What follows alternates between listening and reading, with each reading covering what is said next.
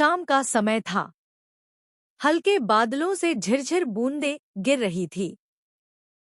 हवाओं में एक अजीब सी बेचैनी तैर रही थी, जैसे कोई बड़ा बदलाव होने वाला हो।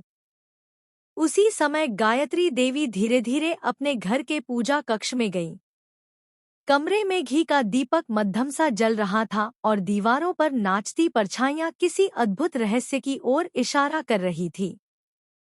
गायत्री देवी का मन भारी था।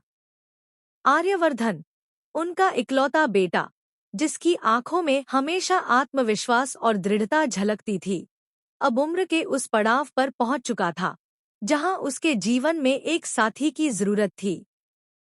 लेकिन सवाल यह था, वह लड़की कौन होगी? कौन आर्य के जीवन में खुशियां लेकर आएगी? कौन उस घर की नई बहू बनेगी? यह सोचते सोचते गायत्री देवी का मन और भी उलझने लगा। तभी उनका ध्यान उस बात पर गया जो कई दिनों से उन्हें परेशान कर रही थी, देव्य बाबा का सपना।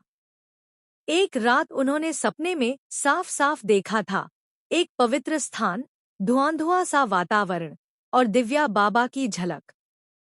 ऐसा लग रहा था जैसे वह उन्हें बुला रहे हों, जैसे कोई संदेश देना हो। गायत्री देवी ने ठान लिया कि वह अगले ही दिन बाबा के पास जाएंगी और सच जानेंगी। अगली सुबह वह जल्दी उठीं, पूजा की और बिना किसी को बताए दिव्य बाबा के आश्रम की ओर निकल पड़ी।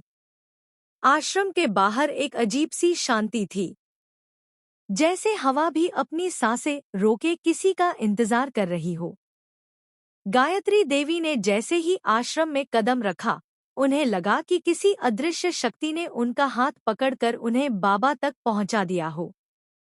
दिव्य बाबा ने उन्हें देखते ही मुस्कुरा दिया, एक रहस्यमयी गहरी मुस्कान।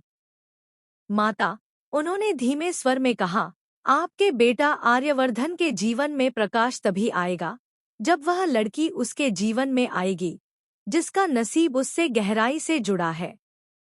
वह लड़की साधारण परिवार की है, पुष्पा और गोपाल की बेटी।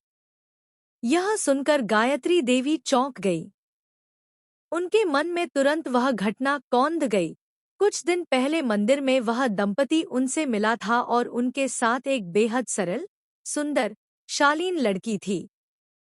गायत्री देवी को उसी क्षण वह लड़की भा गई थी। वह सहज, संस्कारी और बेहद विनम्र थी। दिव्य बाबा के शब्द और उनकी यादें आपस में मिलकर जैसे एक बड़ी तस्वीर बना रहे थे। क्या ऐसा हो सकता